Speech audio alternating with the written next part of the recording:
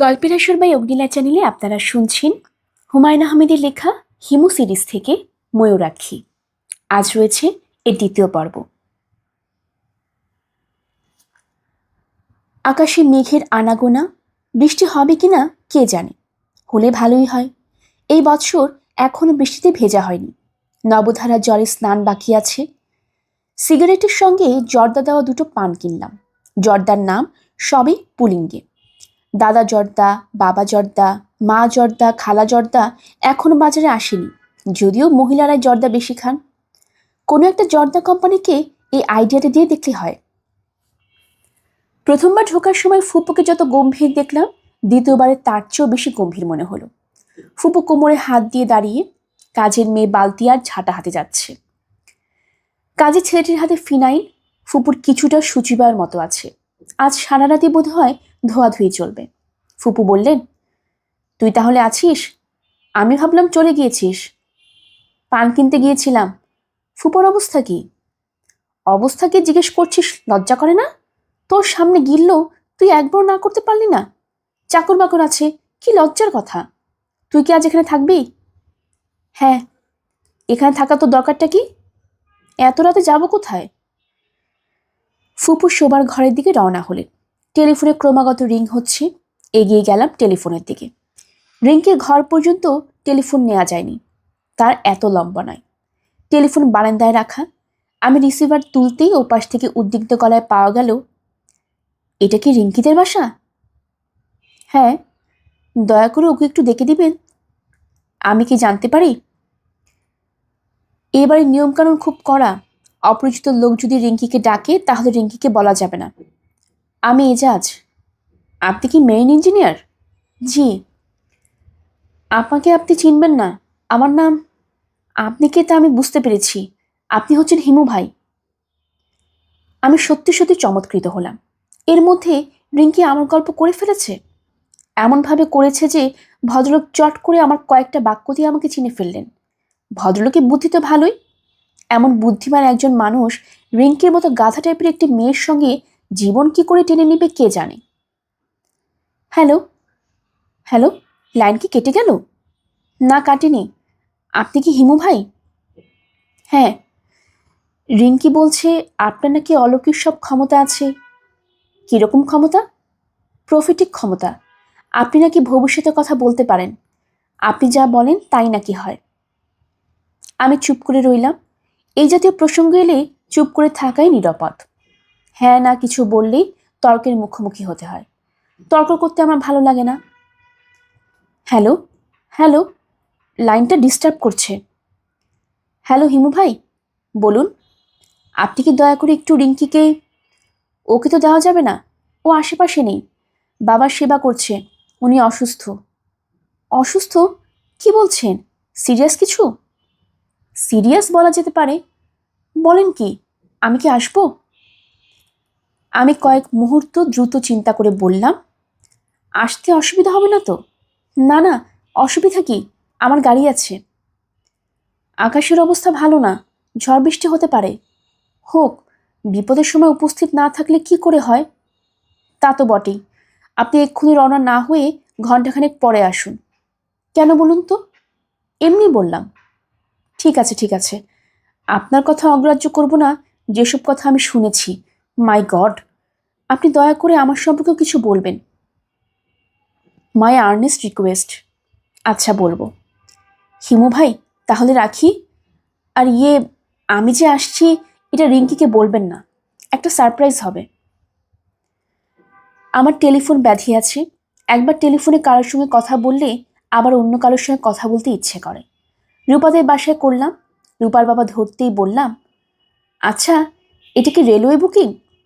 রূপার বাবা বললেন, জি না, আপনার রং নাম্বার হয়েছে। তখন আমি বললাম, জাস্ট 1 মিনিট, রূপা কি জেগে আছে? রূপার বাবার হাই প্রেশার বা এই জাতীয় কিছু বোধহয় আছে। অল্পতে রেগে গিয়ে এমন হইচই শুরু করেন যে বলার না। আমার কথাতেও তাই হলো। তিনি চিড়চিড়িয়ে উঠলেন, কে কে? এই ছোকরা, তুমি কে? তিনি খুবই হকচকিয়ে উঠতে লাগলেন। আমি রিসিভার রেখে দিলাম। রূপার বাবা নিশ্চয়ই সবাইকে ডেকে এই ঘটনা বলবেন। রূপার সঙ্গে সঙ্গে বুঝবে কে টেলিফোন করেছিল। সে হাসবে না রাগ করবে কে জানে। যেখানে রাগ করা উচিত সেখানে সে রাগ করে না, হাসে। যেখানে হাসা উচিত সেখানে রাগ করে। আমি 17 রিং করে জাস্টিস এম সোভানের বাসা চাইলাম। সম্ভব হলে মীরা বা মিরুর সঙ্গে কথা বলা যাবে। কি বলবো ঠিক করা হলো না। যা মনে আসে তাই বলবো। আগে থেকে ভেবে চিন্তে কিছু বলা আমার স্বভাবে নেই। হ্যালো, কে? মীরা? হ্যাঁ, আপনি কি বলছেন? আমার নাম টুটুল। কে? অনেকক্ষণ চুপচাপ কাটল। মনে হচ্ছে মীরা ঘটনার আকস্মিকতায় বিচলিত। আমার মনে হয় কথা বলবে কি বলবে না বুঝতে পারছে না। ভুলে গেছেন? ওই যে পুলিশের হাতে তুলে দিলেন, কি করেছিলাম আমি বলুন তো? কোত্থেকে টেলিফোন করেছেন? হাসপাতাল থেকে। পুলিশ মেরে আমার অবস্থা কাহিল করে দিয়েছে। রক্তবমি করছিলাম। সে কি কথা? মারবে কেন? পুলিশের হাতে আসামি তুলে দিবেন আর পুলিশ আসামিকে কোলে বসিয়ে মন্ডা খাওয়াবে? আমি তো আপনাদের কোনো ক্ষতিই করিনি। গাড়িতে ডেকেছেন, উঠেছি। তাছাড়া আপনারা টুটু টুটুল করছিলেন, আমার ডাক নামও টুটুল। আপনি কিন্তু বলেছেন আপনার নাম টুটুল নয়। হ্যাঁ বলেছিলাম, কারণ বুঝতে পারছিলাম আপনি অন্য টুটুলকে খুঁজছিলেন, যার কপালে একটা কাটা দাগ। ওপাশে অনেকক্ষণ কোনো কথা শোনা গেল না। অন্ধকারে ঢিল ছুঁড়েছিলাম, মনে হচ্ছে লেগে গেছে। এটা একটা আশ্চর্য ব্যাপার, যা বলি সময় তাই কেমন যেন মিলে যায়। টুটুলের কপালে কাটা দাগের কথাটা হঠাৎ মনে এসেছিল, ভাগ্যিস এসেছিল। হ্যালো, আপনি কোন হাসপাতালে আছেন? কেন, দেখতে আসবেন? বলুন না কোন হাসপাতালে। বাসায় চলে যাচ্ছি। ওরা বুকের এক্সরে করেছে, 2টো স্টিচ দিয়েছে, বলেছে ভর্তি হবার দরকার নেই। আমি এক্ষুনি বাবাকে বলছি। বাবা থানায় টেলিফোন করবেন। আমি শব্দ করে হাসলাম। হাসছেন কেন? পুলিশ কি কখনো মারের কথা স্বীকার করে? কখনো করে না। আচ্ছা রাখি। না না, রাখবেন না, প্লিজ রাখবেন না, প্লিজ। আমি টেলিফোন নামিয়ে রাখলাম। ঠিক তখন প্রবল বর্ষণ শুরু হলো। কালবৈশাখী ঝড়। কালবৈশাখী ঝড় সাধারণত চৈত্র মাসে হয়। ঝড়ের নাম হওয়া উচিত ছিল কালচৈত্র ঝড়। দেখতে দেখতে অসহ্য গরম চলে গিয়ে চারিদিকে হিমশীতল হয়ে গেল। নির্ঘাত আশেপাশে কোথাও শিলাবৃষ্টি হচ্ছে।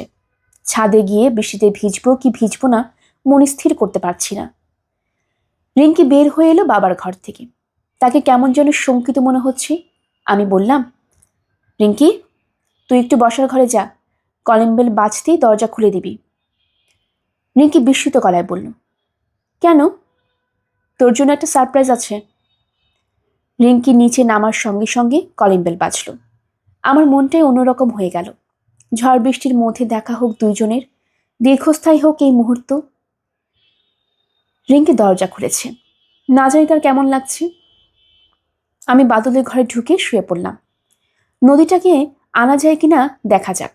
যদি আনতে পারি ওদের দুইজনকে কিছুক্ষণের জন্য ওই নদী ব্যবহার করতে দেব। হিমু ভাই, তুই কি এখনো জেগে আছিস? রাতে আমার ঘুম হয় না। বলিস কি? ঘুমের ওষুধ খাই, তাতেও লাভ হয় না। 10 মিলিগ্রাম করে ফ্রিজিয়াম। আজ খেয়েছিস? না, আজ সারা রাত তোমার সঙ্গে গল্প করব। গল্প করতে ইচ্ছে করছে না। আয় তোকে ঘুম পাড়িয়ে দেই। ঘুমোতে ইচ্ছে করছে না। আজ ঘুমিয়ে থাক, কাল গল্প করব। ঘুম আসবে না। বললাম ঘুম এনে দিচ্ছি, নাকি তুই আমার কথা বিশ্বাস করিস না? কি যে বলো, কেন বিশ্বাস করব না? তুমি যা বলো তাই হয়। বেশ, তাহলে চোখ বন্ধ করো। করলাম। মনে করো তুই হেঁটে হেঁটে যাচ্ছিস, চৈত্র মাসের কড়া রোদ, হাঁটছিস শহরের রাস্তায়। হ্যাঁ, এখন তুই শহর থেকে বেরিয়ে এসেছিস। গ্রাম, বিকেল হচ্ছে, সূর্য নরম, রোদে কোনো তেজ নেই, ফুরফুরে বাতাস। তোর শরীর ঠান্ডা হয়ে এসেছে। হঠাৎ তোর সামনে একটা নদী পড়ল। নদীতে হাঁটু জল, কি ঠান্ডা পানি, কি পরিষ্কার। আজলা ভরে তুই পানি খাচ্ছিস। ঘুমে তোর চোখ জড়িয়ে আসছে। ইচ্ছা করছে নদীর মধ্যে শুয়ে পড়তে। নদীর ধারে বিশাল একটা পাকুড় গাছ, তাই সে পাকুড় গাছের নিচে এসে দাঁড়িয়েছিস। এখন শুয়ে পড়লি। খুব নরম হালকা দুর্বাঘাসের উপরে শুয়েছিস, আজ জেগে থাকতে পারছিস না, রাজ্যের ঘুম তোর চোখে। বাদল একবারও হুঁ বলল না। কিছুক্ষণের মধ্যে তার ভারী নিঃশ্বাসের শব্দ শোনা গেল। এই ঘুম সহজে ভাঙবে না। কেউ যদি এটাকে কোনো অস্বাভাবিক বা অলৌকিক কিছু ভেবে বসেন তাহলে ভুল করবেন। পুরো ব্যাপারটার পেছনে কাজ করছে আমার প্রতি বাদলের অন্ধভক্তি, যে ভক্তি কোনো নিয়ম মানে না, যার শিকড় অনেক দূর পর্যন্ত ছড়ানো। বাদল না হয়ে অন্য কেউ যদি হতো তাহলে আমার এই পদ্ধতি কাজ করতো না। এই ছেলেটা আমাকে বড়ই পছন্দ করে। সে আমাকে মহাপুরুষের পর্যায়ে ফেলে রেখেছে। আমি মহাপুরুষ না, আমি ক্রমাগত মিথ্যা কথা বলি। অসহায় মানুষদের দুঃখ আমাকে মোটেই অভিভূত করে না। একবার আমি একজন ঠেলাওয়ালা গালেও চড় দিয়েছিলাম। ঠেলাওয়ালা হঠাৎ ধাক্কা দিয়ে আমাকে রাস্তার ড্রেনে ফেলে দিয়েছিল। নোংরা পানিতে আমার সমস্ত শরীর মাখামাখি। সেই অবস্থাতেই উঠে এসে আমি তার গালে চড় বসালাম। বুড়ো ঠেলাওয়ালা বলল, ধাক্কা দিও না, ফেললে আপনি গাড়ি তলে পড়তেন। আসলেই তাই। যেখানে আমি দাঁড়িয়েছিলাম ঠিক সেখান দিয়ে একটা পাজেরো জিপ টার্ন নিল। নতুন আসা এই জিপগুলোর আচার আচরণ ট্রাকের মতো। আমি গম্ভীর গলায় বললাম, মরলে মরতাম, তাই বলে তুমি আমাকে নর্দমায় ফেলবে? ঠেলাওয়ালা করুণ গলায় বলল, মাফ কইরা দেন, আর ফেলুম না। আমি আগের চেয়ে রাগী গলায় বললাম, মাফের কোনো প্রশ্নই আসে না। তুমি কাপড় ধোয়ার লন্ড্রির পয়সা দিবে? গরিব মানুষ, গরিব মানুষ ধনী মানুষ বুঝি না, বের করো কি আছে। অবাক বিস্ময়ে বুড়ো আমার দিকে তাকিয়ে রইল। আমি বললাম, কোনো কথা শুনতে চাই না, বের করো কি আছে। মাঝে মাঝে মানুষকে তীব্র আঘাত করতে ভালো লাগে। কঠিন মানসিক যন্ত্রণায় কাউকে দগ্ধ করা আনন্দের কাছে সব আনন্দেই ফিকে। এই লোকটি আমার জীবন রক্ষা করেছে। সে কল্পনাও করেনি কারো জীবন রক্ষা করে সে এমন বিপদে পড়বে। যদি জানতো এই অবস্থা হবে তাহলে কি সে আমার জীবন রক্ষা করার চেষ্টা করত? বুড়ো গামছায় মুখের ঘাম মুছতে মুছতে বলল, বুড়ো মানুষ, মাফ কইরা দেন। টাকা পয়সা কিছু তোমার কাছে নেই? যে না, কাল কোনো টিরিপ পাই নেই, আইজও পাই নেই। যাচ্ছ কোথায়? রায়ের বাজার। ঠিক আছে, আমাকে কিছু দূর তোমাকে গাড়িতে করে নিয়ে যাও, এতে খানিকটা হলেও উসুল হবে। আমি তার গাড়িতে উঠে বসলাম। বৃদ্ধ আমাকে টেনে নিয়ে চলল। পেছন থেকে ঠেলছে তার নাতি কিংবা তার ছেলে। এই পৃথিবীর নিষ্ঠুরতায় তারা দুজনই মর্মাহত। পৃথিবী যে খুবই অকরুণ জায়গা তা তারা জানে। আমি আরো ভালোভাবে তা জানিয়ে দিচ্ছি। রাস্তায় এক জায়গায় ঠেলাগাড়ি থামিয়ে আমি চা আনিয়ে গাড়িতে বসে বসে খেলাম। তাকিয়ে দেখি বাচ্চা ছেলেটির চোখ মুখ ক্রোধ ও ঘৃণায় কালো হয়ে গেছে। যে কোনো মুহূর্তে সে ঝাঁপিয়ে পড়বে আমার উপর। আমি তার ভেতরে ক্রোধ এবং এই ঘৃণা আরো বাড়ুক তাই চাচ্ছি। মানুষকে সহ্যের শেষ সীমা পর্যন্ত নিয়ে যাওয়া সহজ কথা না। সবাই তা পারে না। যে পারে তার ক্ষমতাও হেলাফেলা করার মতো ক্ষমতা না। বুড়ো রাস্তার উপর বসে গামছায় হাওয়া খাচ্ছে। তার চোখে আগেকার বিস্ময়ের কিছুই এখন আর নেই।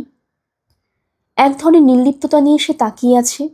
আমি চা শেষ করে বললাম, বুড়ো মিয়া, চলো যাওয়া যাক। আমরা আবার রওনা হলাম। মোটামুটি নির্জন একটা জায়গায় এসে বললাম, থামাও গাড়ি, থামাও, এখানে নামবো। আমি নামলাম। পকেটে হাত দিয়ে মানিব্যাগ বের করলাম। আমার মানিব্যাগ সবসময় খালি থাকে। আজ সেখানে 500 টাকা দুটা চকচকে নোট আছে। মজিদের টিউশনির টাকা। মজিদ টাকা হাতে পাওয়া মাত্র খরচ করে ফেলে বলে তার টাকা পয়সা সবটাই থাকে আমার কাছে। বুড়া মিয়া, জি। তুমি আমার জীবন রক্ষা করেছো, কাজটা খুব ভালো করনি। যাই হোক, করে ফেলেছো যখন, তখন তো আর কিছু করার নাই। তোমাকে ধন্যবাদ। দেখি আরও কিছুদিন বেঁচে থাকতে কেমন লাগে। তোমাকে আমি সামান্য কিছু টাকা দিতে চাই। এই টাকাটা আমার জীবন রক্ষা করার জন্য না, তুমি যে কষ্ট করে রোদের মধ্যে আমাকে টেনে টেনে এত দূর আনলে তার জন্য। 500 তোমার, 500 এই ছেলেটার। বুড়ো হতভম্ব হয়ে তাকিয়ে রইল। আমি কোমল গলায় বললাম, এই রোদের মধ্যে আজ আর গাড়ি নিয়ে বের হয়েও না, বাসায় চলে যাও, বাসায় গিয়ে বিশ্রাম করো। বুড়োর চোখ দিয়ে পানি পড়ছে। ব্যাপারটা এরকম ঘটবে আমি তাই আশা করছিলাম। বাচ্চা ছেলেটির মুখে ক্রোধ ও ঘৃণার চিহ্ন এখন আর নেই। তার চোখ এখন অসম্ভব কোমল। আমি বললাম, এই তোর নাম কি রে? লালটু মিয়া। প্যান্টের বোতাম লাগা বেটা, সব দেখা যাচ্ছে। লালটু মিয়া হাত দিয়ে প্যান্টের ফাঁকা অংশে ঢাকতে ঢাকতে বলল, বোতাম নাই। তাহলে তো সব সমস্যার সমাধান, হাত ছড়িয়ে ফেল, আলো হাওয়া যাক। লালটু মিয়া হাসছে, হাসছে বুড়ো ঠেলাওয়ালা। তাদের কাছে এখন আমি তাদের একজন। বুড়ো বলল, আব্বাজি আসেন, তিনজনে মিল্লা চা খাই, তিয়াস লাগছে। পয়সা কে দিবে? তুমি? আমার হাতে কিন্তু আর একটা পয়সাও নেই। বুড়ো আবার হাসল। আমরা একটা চায়ের দোকানের দিকে রওনা হলাম। নিজেকে সেই সময় মহাপুরুষ মহাপুরুষ বলে মনে হচ্ছিল। আমি মহাপুরুষ নই, কিন্তু এই ভূমিকায় অভিনয় করতে আমার বড় ভালো লাগে। মাঝে মাঝে এই ভূমিকায় আমি অভিনয় করি, মনে হয় ভালোই করি। সত্যিকার মহাপুরুষরা সম্ভবত এত ভালো করতেন না। আমি অবশ্য এখন পর্যন্ত কোনো মহাপুরুষ দেখিনি। তাদের চিন্তা ভাবনা কাজকর্ম কেমন তাও জানি না। মহাপুরুষদের কিছু জীবনী পড়েছি, সেই সব জীবনী আমাকে আকৃষ্ট করতে পারেনি। টলস্টয় 13 বছরের একজন বালিকাকে ধর্ষণ করেছিলেন। সেই ভয়াবহ ঘটনা তিনি স্বীকার করেছেন। আমরা সবাই তো আমাদের ভয়ঙ্কর পাপের কথা স্বীকার করি। আমার মতে মহাপুরুষ হচ্ছে এমন একজন যাকে পৃথিবীর কোনো মালিন্য স্পর্শ করেনি। এমন কেউ সত্যি সত্যি জন্মেছে পৃথিবীতে? ঘুমোতে চেষ্টা করছি, ঘুমোতে পারছি না। অসহ্য গরম, ঘুমোতে আমার কষ্ট হয় না, কিন্তু আজকের এই ঠান্ডা ঠান্ডা হাওয়ায় ঘুম আসছে না। শীত শীত লাগছে। খালি গায়ে থাকার জন্য লাগছে। খালি গায়ে থাকার কারণ আমার পাঞ্জাবি এখন বাদলের গায়ে। শুয়ে শুয়ে ছেলেবেলার কথা ভাবতে চেষ্টা করছি, বিশেষ কোনো কারণে নয়, ঘুমোবার আগে কিছু একটা নিয়ে ভাবতে হয় বলেই ভাবা। আমার শৈশব যাদের সঙ্গে কেটেছে তারা কেমন? জন্মের সময় আমার মা মারা যান, কাজেই মার কথা কিছুই জানি না। তিনি দেখতে কেমন তাও জানি না। অবিশ্বাস্য হলেও সত্যি যে তার কোনো ছবি নেই। বাবা মারা যান আমার 9 বছর বয়সে, তার কথাও তেমন মনে নেই। তার কথা মনে পড়লেই একটা উদ্বিগ্ন মুখ মনে আসে। সেই মুখে বড় বড় দুটি চোখ, ভারী চশমায় ঢাকা বলে সেই চোখের ভাবও ঠিক বোঝা যায় না। মনে হয় পানির ভেতর থেকে কেউ আমার দিকে তাকিয়ে আছে। বাবার উদ্বিগ্ন গলা, কিরে তোর ব্যাপারটা কি বলতো? যত্ন হচ্ছে না? আমি তো প্রাণপণ করছি। অবশ্য ছেলে মানুষ করা কায়দা কানুন আমি জানি না, কি যে ঝামেলায় পড়লাম। তোর অসুবিধাটা কি বলতো? পেট ব্যথা করছে? বাবার বোধহয় ধারণা ছিল শিশুদের একটিমাত্র সমস্যা, পেট ব্যথা। তারা যখন মন খারাপ করে বসে থাকে তখন বুঝতে হবে তার পেট ব্যথা করছে। গভীর রাতে ঘুম ভেঙে কোনো শিশু যদি জেগে উঠে কাঁদতে থাকে তখন বুঝতে হবে তার পেট ব্যথা। বাবার কাছ থেকে কত অসংখ্যবার যে শুনেছি, কিরে হেমু, তোর কি পেট ব্যথা নাকি? মুখটা এমন কালো কেন? কোন জায়গাটা ব্যথা দেখি? বাবা যে একজন পাগল ধরনের মানুষ এটা বুঝতে আমার তেমন দেরি হয়নি। শিশুদের বোধশক্তি ভালো, পাগল না হলে নিজের ছেলের নাম কেউ হিমালয়ে রাখে? স্কুলে ভর্তি করাতে নিয়ে গেলেন। হেড স্যার গম্ভীর গলায় বললেন, ছেলের নাম কি বললেন? হিমালয়? জি। আহমেদ বা মোহাম্মদ এসব কিছু আছে? জি না, শুধুই হিমালয়। হেড স্যার অত্যন্ত গম্ভীর গলায় বললেন, ও আচ্ছা। বাবা উৎসাহের সঙ্গে বললেন, নদীর নামে মানুষের নাম হয়, ফুলের নামে হয়, গাছের নামে হয়, হিমালয়ের নামে নাম হতে দোষ কি? হিমালয় নাম রাখার বিশেষ কোনো তাৎপর্য কি আছে? অবশ্যই আছে, যাতে এই ছেলের হৃদয় হিমালয়ের মতো বড় হয়, সেজন্য এই নাম। তাহলে আকাশ নাম রাখলেন না কেন? আকাশ তো আরো বড়। বড় হলেও তার ধরাছোড়া বাইরে, হিমালয়কে স্পর্শ করা যায়। কিছু মনে করবেন না, এই নামে স্কুলে ছেলে ভর্তি করা যাবে না। এমন কোনো আইন আছে যে হিমালয় নাম রাখলে সেই ছেলে স্কুলে ভর্তি হতে পারবে না? আইনটাই আমি জানি না। এই ছেলেকে আমি স্কুলে নেব না। কেন? সিট নেই। আগে তো বললেন সিট আছে। এখন নেই। শিক্ষক হয়ে মিথ্যা কথা বলছেন। তাহলে তো এখানে কিছুতেই ছাত্রী ভর্তি করা উচিত না। মিথ্যা কথা বলা শিখবে? খুব ভালো কথা, তাহলে এখন যান। এই দীর্ঘ কথোপকথনের কিছুই আমার মনে নেই, মনে থাকারও কথা নয়। বাবার প্রতিটা ঘটনা লিখে রেখে গেছেন বলে বলতে পারলাম। বাবার মধ্যে গবেষণাধর্মী একটা স্বভাব ছিল। অতি তুচ্ছ বিষয় নিয়ে পাতার পর পাতা পরিষ্কার অক্ষরে লিখে গেছেন। তার বিদ্যা ছিল ইন্টারমিডিয়েট পর্যন্ত। ইন্টারমিডিয়েট পরীক্ষা দেবার পর রাগ করে বাড়ি থেকে বের হয়ে আসেন, আর ফিরে যাননি। জীবিকার জন্য ঠিক কি কি করতেন তা পরিষ্কার নয়। জ্যোতিষবিদ্যা, সমুদ্র জ্ঞান, লক্ষণ বিচার এই জাতীয় বইয়ের স্তূপ দেখে মনে হয় মানুষের হাতটা দেখতেন।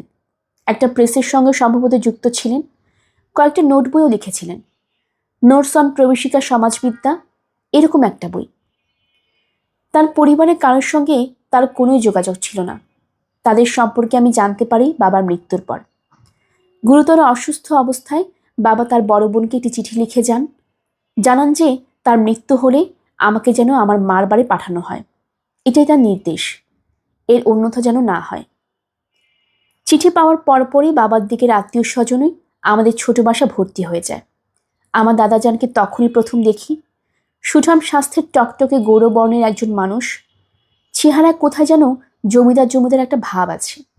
তিনি আমার মরণাপন্ন বাবার হাত ধরে কাঁদো কাঁদো গলায় বললেন, আমার ভুল হয়েছে, আমি বাবা তোর কাছে ক্ষমা চাচ্ছি, যথেষ্ট পাগলামি হয়েছে, আর না।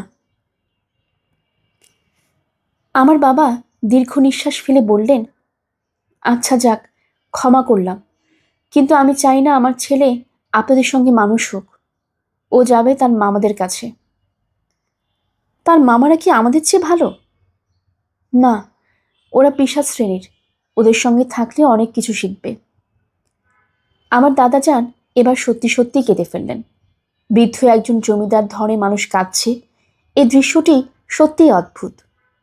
তিনি কাঁদতে কাঁদতে বললেন, তুই এক পাগল, তোর ছেলেটাকে তুই পাগল বানাতে চাস? এই নিয়ে আপনাদের সঙ্গে কথা বলতে চাই না। আমাদের বড়লোক আত্মীয় স্বজনরা অত্যন্ত বিস্ময়ের সঙ্গে আমাদের বাসার সাজসজ্জা দেখতে থাকেন। এর ফাঁকে ফাঁকে বাবার সঙ্গে আমার দাদাজানের কিছু কথাবার্তা হলো, যেমন, ঢাকায় কতদিন ধরে আছিস? প্রায় 3 বছর। এর আগে কোথায় ছিলি? তা দিয়ে আপনার দরকার কি? তোর মা যখন অসুস্থ তখন সব খবরের কাগজে তোর ছবি ছাপিয়ে বিজ্ঞাপন দিয়েছিলাম।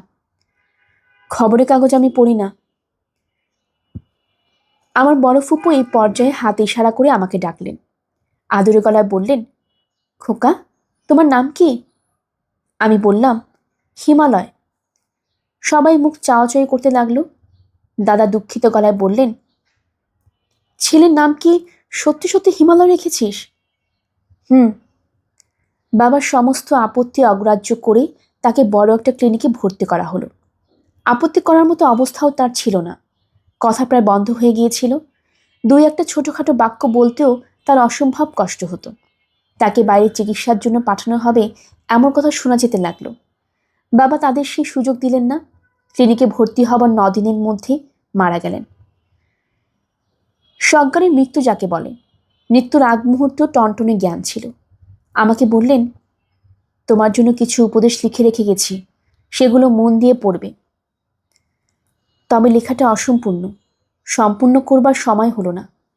আমার দিকে কোনো আত্মীয় স্বজনের সঙ্গে কোনো যোগাযোগ রাখবে না এবং তাদের সাহায্য নেবে না। তবে 16 বছর পরে তুমি যদি মনে করো আমার সিদ্ধান্ত ভুল, তখন তুমি নতুন করে সিদ্ধান্ত নিতে পারবে। এর আগ পর্যন্ত মামাদের সঙ্গে থাকবে। মনে রাখবে, তোমার মামারা পিশাচ শ্রেণীর। পিশাচ শ্রেণীর মানুষদের সংস্পর্শে না এলে মানুষের সদ্গুণ সম্পর্কে ধারণা হবে না।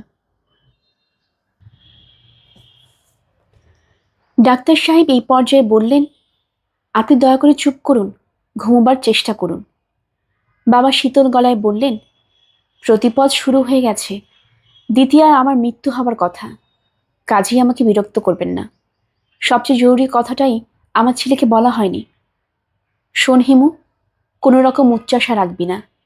টাকা পয়সা করতে হবে, বড় হতে হবে, এইসব নিয়ে মোটেও ভাববি না। সমস্ত কষ্টের মূলে আছে আমাদের উচ্চাশা। আমার উচ্চাশা ছিল বলে প্রথম দিকে খুবই কষ্ট পেয়েছি। শেষের দিকে উচ্চাশা ত্যাগ করতে পেরেছিলাম, তাই খানিকটা আনন্দে ছিলাম। আনন্দে থাকাটাই বড় কথা। সবসময় আনন্দে থাকার চেষ্টা করবি। বাবা কথা বলতে বলতে একটু থামলেন। হঠাৎ গভীর আগ্রহ এবং বিস্ময়ের সঙ্গে চারিদিকে তাকালেন। তারপর মৃদুস্বরে বললেন, ও আচ্ছা, তাহলে এর নামে মৃত্যু? এটা মন্দ কি? মৃত্যু তাহলে খুব ভয়াবহ নয়? তার কিছুক্ষণের মধ্যেই বাবার মৃত্যু হলো। আমি কিছুদিন আমার দাদাজানের সঙ্গে থাকলাম। তিনি আমার প্রসঙ্গে বারবার বিস্ময় প্রকাশ করতে লাগলেন। আরে, এটা কেমন ছেলে? বাবা মরে গেল, এক ফোঁটা চোখের পানি নেই। এ তো দেখি তার বাপের চেয়েও পাগল হয়েছে। এদিকে আয়, বাপ মা মারা গেলে চোখের পানি ফেলতে হয়। আমি শীতল গলায় বললাম, আমাকে তুই তুই করে বলবেন না। তিনি চোখ বড় বড় করে আমার দিকে তাকিয়ে রইলেন। দাদাজানের বাড়িটা বিশাল। সেই বিশাল বাড়ির দোতলায় একটা ঘর আমাকে দেওয়া হলো।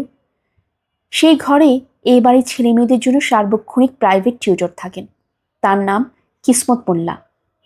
তিনি যখন শুনলেন আমি কোনো স্কুলে পড়ি না, এতদিন বাবার কাছে পড়েছি, তখন একবারে আকাশ থেকে পড়লেন। কি পড়েছ বাবার কাছে? ইংরেজি, বাংলা, অঙ্ক, ভূগোল আর নীতিশাস্ত্র। নীতিশাস্ত্রটা কি? কোনটা ভালো, কোনটা মন্দ, কোনটা ন্যায়, কোনটা অন্যায়, এইসব। কি বলছো? কিছুই তো বুঝলাম না। যেমন ধরুন মিথ্যা, মিথ্যা বলা মন্দ, তবে আনন্দের জন্য মিথ্যা বলায় অন্যায় নেই। মিথ্যা দিয়ে আমরা সত্যকে চিনতে পারি। বলছো কি এসব? বুঝিয়ে বলো। যেমন ধরুন গল্প, উপন্যাস, এসব মিথ্যা, কিন্তু এসব মিথ্যা দিয়ে আমরা সত্যকে চিনতে পারি। মাস্টার সাহেব চোখ বড় বড় করে তাকিয়ে রইলেন। নিজেকে অতি দ্রুত সামনে নিয়ে বললেন, অমাবস্যা ইংরেজি কি জানো? জানি। অমাবস্যা হলো নিউ মুন। বলে নিউ মুন, কিন্তু আকাশে তখন চাঁদ থাকে না। মৃন্ময় শব্দের মানে কি? মৃন্ময় হলো মাটির তৈরি। মাস্টার সাহেব আমার কথাবার্তায় অত্যন্ত চমৎকৃত হলেন, কিন্তু বাড়ির অন্য কেউ হলো না। আমার দাদাজান ক্রমাগত বলতে লাগলেন, তোর বাবা ছিল পাগল, উন্মাদ। ও যেসব শিখিয়েছে সব ভুলে যা, সব নতুন করে শিখবি। তোকে ভালো ইংরেজি স্কুলে ভর্তি করে দেব। আর শোন, তোর নাম দিলাম চৌধুরী ইমতিয়াজ, মনে থাকবে? দাদাজান বাড়িতে ঘোষণা করে দিলেন, একে কেউ হিমালয় বা হিমু কিছুই ডাকতে পারবে না। এর নাম ইমতিয়াজ চৌধুরী, ডাকনাম টুটুল, মনে থাকবে? এই ছেলের মাথার ভেতরে এই নাম দুটো ঢুকিয়ে দিতে হবে। সারাদিনে খুব কম করে হলেও একে 25 বার চৌধুরী ইমতিয়াজ এবং 25 বার টুটুল ডাকতে হবে। It's an order. আমাকে সত্যি সত্যি একটা ইংরেজি স্কুলে ভর্তি করিয়ে দেওয়া হলো। স্কুলের পোশাক বানানো হলো। প্রথম দিন স্কুল থেকে ফিরে এসে দেখি ময়লা পায়জামা পাঞ্জাবির উপর একটা কোট চড়িয়ে অত্যন্ত রুগ্ন এক লোক বসার ঘরে বসে আছে। তার হাতে চকচকে নতুন একটা ছাতা, মনে হচ্ছে আজই কেনা হয়েছে। ভদ্রলোকের মুখ ভর্তি পান, অ্যাস্ট্রিতে সেই পানের পিক ফেলছেন। তার বসে থাকার ভঙ্গি, পান খাওয়ার ভঙ্গি এবং পানের পিক ফেলার ভঙ্গিতে কোনো সংকোচ নেই। যেন এই বাড়ির সঙ্গে তার খুব ভালো পরিচয়, যেন এটা তার নিজেরই ঘর বাড়ি।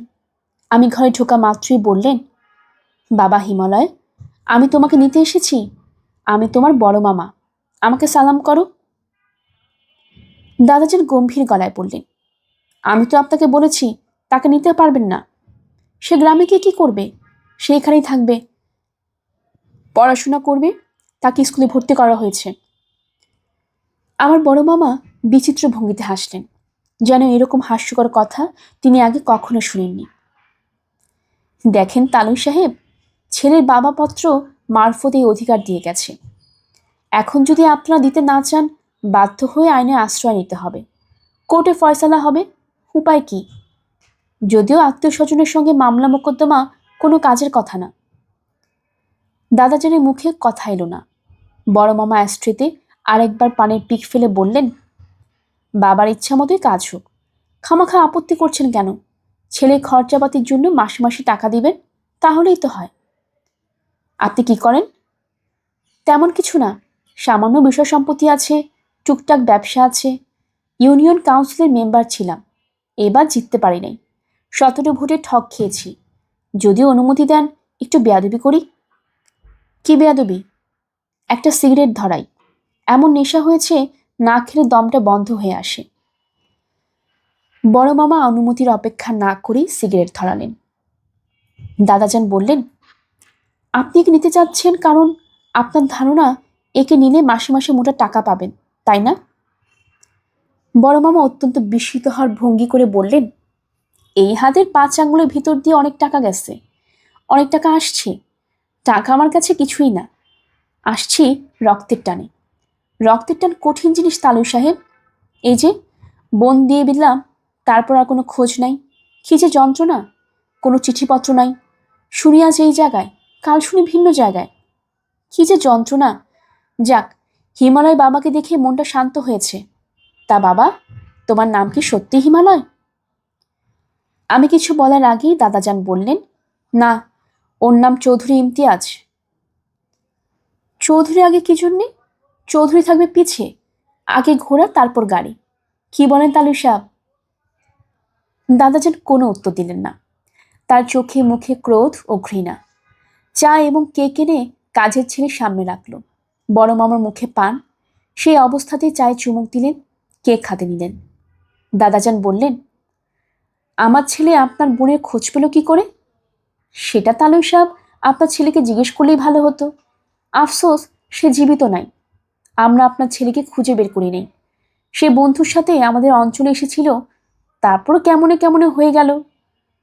সত্যি কথা বলতে কি তালু সাহেব, বিয়ের পর মাথায় হাত দিয়ে বসে পড়লাম। বোনের খোঁজ নাই, বোন জামাইয়েরও খোঁজ নাই। নানা লোকে নানা কথা বলে। কেউ বলে নামকা ওয়াস্তে বিয়ে করে নিয়ে গেছে, পাচার করে দেবে। ইন্ডিয়া, পাকিস্তান, তারপর ধরেন মিডল ইস্ট, এইসব জায়গায় মেয়েকে ভাড়া খাটাবে। বাচ্চা ছেলের সামনে এরকম কুৎসিত কথা বলবেন না। কুৎসিত কথা না, এগুলো সত্যি কথা। এরকম পার্টি আছে। সত্যি কথা সবসময় বলা যায় না। আমার কাছে এটা পাবেন না তালুই সাহেব। সত্য কথা আমি বলবই, ভালো লাগুক আর না লাগুক। তাই নাকি? জি। আর হিমালয় বাবাকে নিয়ে যাব, পরশু সকালে এসে নিয়ে যাব। তৈরি থাকতে বলেন, মামলার তদবিরে এসেছি, 2টা দিন লাগবে। এই ছেলেকে আমি আপনার সঙ্গে দেব না। এসব বলবেন না তালুই সাহেব। আত্মীয়ের মধ্যে গণ্ডগোল আমার পছন্দ না। আইনে আশ্রয় নিলে আপনারও ক্ষতি, আমারও ক্ষতি। আর্থিক ক্ষতি, মানসিক ক্ষতি। কোর্ট ফি এখন বাড়াই করেছে 3 গুণ। গরিব মানুষ যে একটু মামলা মোকদ্দমা করবে, সে উপায় রাখে নাই। বাবা হিমালয়, তুমি কি আমার সঙ্গে যেতে চাও না? চাই।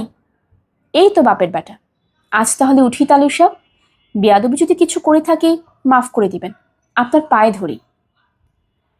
বড় মামা সত্যি সত্যি পা ধরতে এগিয়ে গেলেন। দাদাজান চমকে সরে গেলেন। 2 দিন পর আমার মামার সঙ্গে রওনা হলাম। গন্তব্য ময়মনসিংহের হিরণপুর। আমার বাবা অনেকবারই বলেছেন আমার মামারা পিশাচ শ্রেণীর, কাজেই তাদের সম্পর্কে আগে থেকে একটা ধারণা মনের মধ্যে ছিল। আমি বড় মামা এবং অন্য 2 মামার আচার আচরণে মোটেই অবাক হলাম না। মামার বাড়ি উপস্থিত হবার 3য় দিনের একটা ঘটনার কথা বলি। এই ঘটনা থেকে মামাদের মানসিকতা একটা আঁচ পাওয়া যাবে। বড় মামার বাড়িটা 3টা বিড়াল ছিল। এরা খুবই উপদ্রব করত। বড় মামার নির্দেশে বিড়াল 3টাকে ধরা হলো। তিনি বললেন, হাদিসে আছে বিড়াল উপদ্রব করলে আল্লাহর নামে এদের জবাহ করা যায়, তাতে দোষ হয় না। দেখি বড় ছুরিটা বার কর। এই কাজ তো আর কেউ করবে না, আমাকে করতে হবে। উপায় কি? মামা নিজেই উঠানে 3টা বিড়ালকে জবাই করলেন।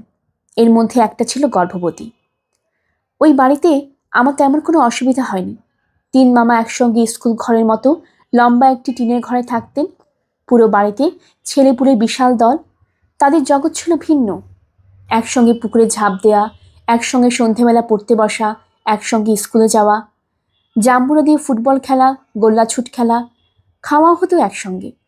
এক মামি ভাত দিয়ে যাচ্ছেন, আরেক মামি দিচ্ছেন 1 হাতা করে তরকারি, 2 হাতা ডাল। চামচে যা উঠে আসে তাই। কেউ বলতে পারবে না আমাকে এটা দাও ওটা দাও, বললেই চামচের বাড়ি। আমাদের মধ্যে মারামারি লেগেই ছিল। এ ওকে মারছে, সে তাকে মারছে। সেসব দিয়ে কোনো নালিশও হচ্ছে না। নালিশ দেওয়ায় বিপদ আছে। একজন নালিশ দিল, কার বিরুদ্ধে নালিশ, কি সমাচার ভালো মতো শোনাই হলো না। হাতের কাছে যে কয়েকজনকে পাওয়া গেল পিটিয়ে লাশ বানিয়ে ফেলা হলো। সত্যিকার অপরাধী হয়তো শাস্তিও পেল না। আমি এই বিশাল দলের সঙ্গে অবলীলায় মিশে গেলাম। সীমাহীন স্বাধীনতা, যে স্বাধীনতা সচরাচর শিশুরা পায় না। আমি কি করছি না করছি বড়রা তা নিয়ে মোটেও মাথা ঘামাতো না। একজনের হয়তো জ্বর হয়েছে, সে বিছানায় শুয়ে কুকু করছে, কেউ ফিরে তাকাচ্ছে না। নিতান্ত বাড়াবাড়ি না হলে ডাক্তার নেই। মাসে একবার নাপিতে সে সব করা ছেলের মাথা প্রায় মুড়িয়ে দিয়ে ধান নিয়ে চলে যাচ্ছে। কাপড় জামার কোনো ঠিক ঠিকানা নেই। এ ওরটা পড়ছে, ও তারটা পড়ছে। মামাদের বাড়ি থেকেই আমি মেট্রিক পাশ করি। যে বছর মেট্রিক পাশ করি বড় মামা সেই বছরই মারা যান। তার শত্রুর অভাব ছিল না, বলতে গেলে গ্রামের সবাই ছিল তার শত্রু। এক অন্ধকার বৃষ্টির রাতে একজন কেউ মাছ মারবার কোচ দিয়ে বড় মামাকে গেঁথে ফেলে। বিশাল কোচ, মামার পেটে ফোর হয়ে যায়। কোচের খানিকটা পিঠ ছেদা করে বের হয়ে থাকে। উঠানে চাটাই পেতে মামাকে শুইয়ে রাখা হয়। দৃশ্য দেখার জন্য সারা গ্রামের লোক ভেঙে পড়ে। তাকে সদরে নিয়ে যাওয়ার জন্য মহিষের গাড়ি ব্যবস্থা হলো। মামা ঠান্ডা গলায় বললেন, এতক্ষণ বাঁচব না, তোমরা আমাকে থানায় নিয়ে যাও। মরার আগে আমি কারাই কাজ করেছে বলে যেতে চাই। মামা কাউকে দেখেননি, তবু তিনি মৃত্যুর আগে আগে থানার ওসির কাছে 4 জনের নাম বললেন। তিনি বললেন তার হাতে টর্চ ছিল, তিনি টর্চ ফেলে ফেলে এদের দেখেছেন। ওসি সাহেব মামার দেওয়া জবানবন্দি লিখতে লিখতে বললেন, ভাই সাহেব, এই কাজটা করবেন না। ডেথ বেড কনফেশন খুব শক্ত জিনিস। শুধুমাত্র এর উপরে কোর্ট রায় দিয়ে দিবে। নির্দোষ কিছু মানুষকে আপনি জড়াচ্ছেন, এদের ফাঁসি না হলেও যাবজ্জীবন হয়ে যাবে। মামা বললেন, যা বলছি সবই সত্যি। কোরআন মজিদ আনেন, আমি মজিদে হাত দিয়ে বলি। ওসি সাহেব বললেন, তার দরকার হবে না, নিন এখানে সই করুন, এটাই আপনার জবানবন্দি। মামা সই করলেন। মারা গেলেন থানাতেই। মরবার আগে মেজো মামাকে কানে কানে বললেন, এক ধাক্রায় 4 শত্রু শেষ। কাজটা মন্দ হয় না।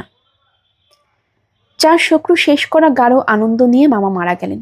তবে মৃত্যুর আগে মৌলানা ডাকি তওবা করলেন। তাকে খুবই আনন্দিত মনে হলো। বড় মামি ব্যাকুল হয়ে কাঁদছিলেন। তাকে ডেকে বললেন, তওবা করে ফেলেছি, এখন আর চিন্তা নাই, সব পাপ মাপ হয়ে গেল। সরাসরি বেহেশতে দাখিল হব, খামাখা কান্দ কেন? তওবা সময় মতো করতে না পারলে অসুবিধা ছিল। আল্লাহ পাকের অসীম দয়া, সময় পাওয়া গেছে। কান্দাকাটি না করে আমার কানের কাছে দুরূদ পড়ো, কোরআন মজিদ পাঠ করো। মামার মৃত্যুর পর আমি ঢাকায় চলে এলাম। নতুন জীবন শুরু হলো বড় ফুপুর সঙ্গে। গল্পের আসর বাই অগ্নিলা চ্যানেলে আপনারা শুনছিলেন হুমায়ুন আহমেদি লেখা হিমু সিরিজ থেকে ময়ূরাক্ষী। আজ ছিল এর 2য় পর্ব। আপনারা যারা নতুন আমাদের চ্যানেলে রয়েছেন তারা কাইন্ডলি সাবস্ক্রাইব করে নেবেন। আশেপাশে যারা আছে তাদের সবার সাথে শেয়ার করবেন। আশা করছি আমাদের গল্প পাঠ আপনাদের কাছে ভালো লাগবে। সবাই ভালো থাকবেন। ধন্যবাদ।